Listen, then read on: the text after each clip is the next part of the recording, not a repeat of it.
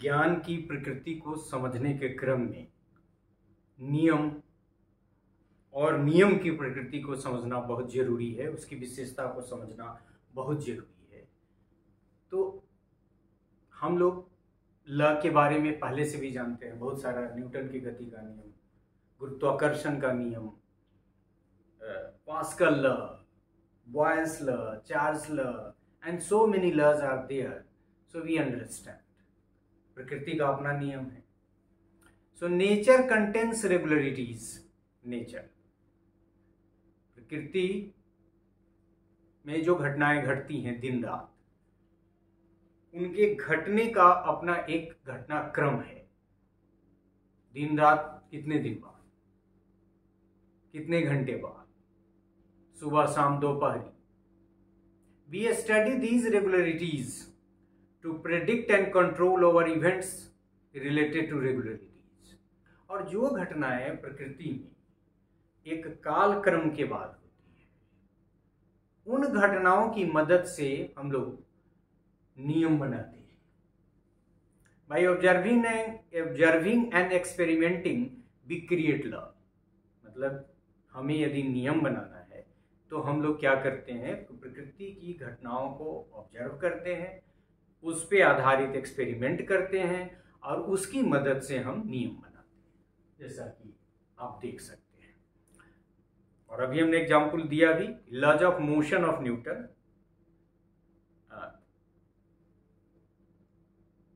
Ohms law, Boyle's law, etcetera are few examples of law. ये नियम के कुछ examples. Each of these laws make assertion that a relationship exists between two or more concepts। मतलब दो या दो से अधिक संप्रत्यय के बीच में कोई न कोई संबंध है, और वो संबंध कैसा है कि वो काल के अंतराल के माध्यम से हम उसको देख सकते हैं कि अब कल भी ऐसा हुआ, कल भी सूरज आया, पूरब की तरफ से आया, और फिर आज भी आया, फिर गया भी पश्चिम में, और फिर अंधेरा हुआ, फिर रात में चांद आया। तो ये इसकी मदद से बहुत सारे नियम बनते हैं। Each of these concepts are tied, आपस में जुड़े हुए हैं, either directly or indirectly by a chain of inference to observable phenomena. मतलब उसको देख सकते हैं, सभी लोग देख सकते हैं। ये law describes a situation which, to use a phrase coined by Norman Feeder. Norman Feeder ने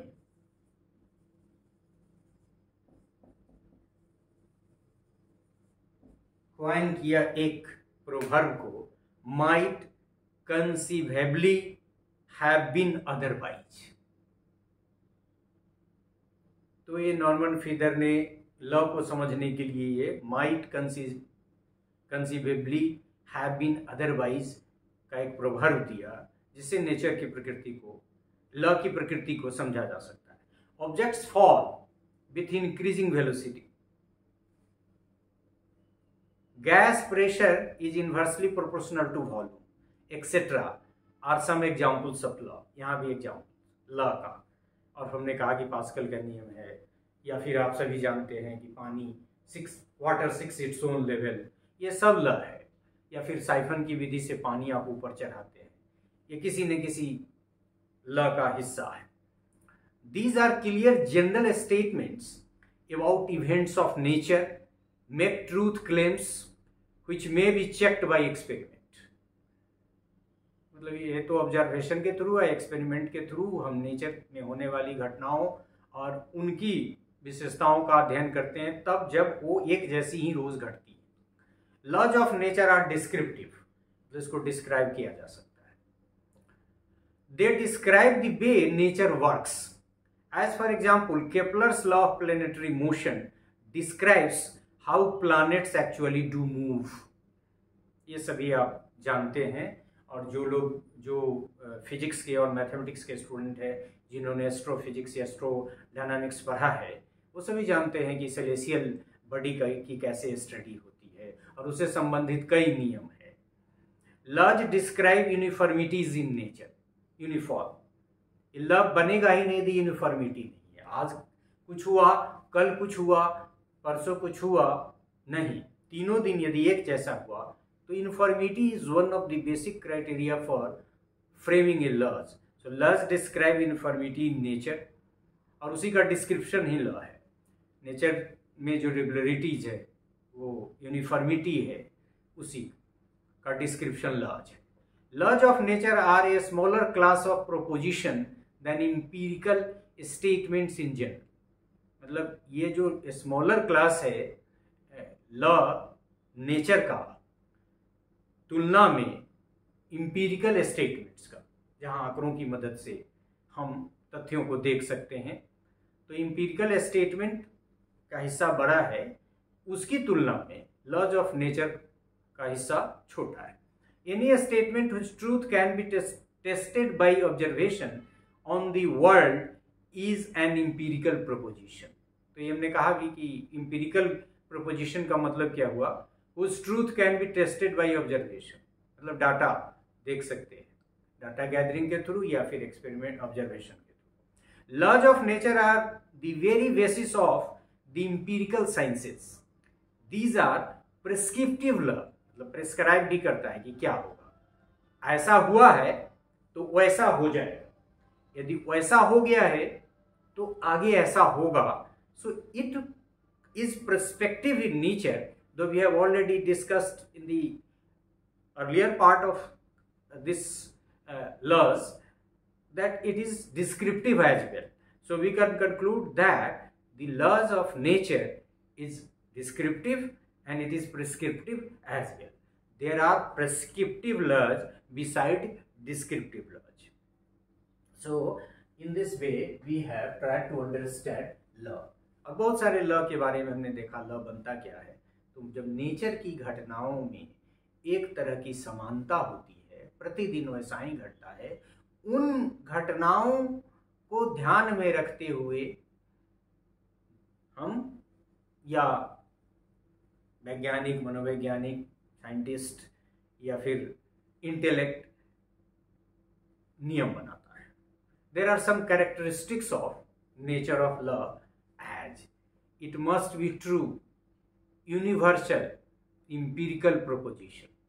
मतलब ये एक विशेषता है नियम की प्रकृति में, नियम की प्रकृति का कि यह सार्वभौमिक होगा, एम्पिरिकल मतलब जिसको ऑब्जर्वेशन से हम देख सकें, और सत्य होगा। So it must be true, universal and empirical proposition. मतलब ये law has to be a true, universal and empirical proposition.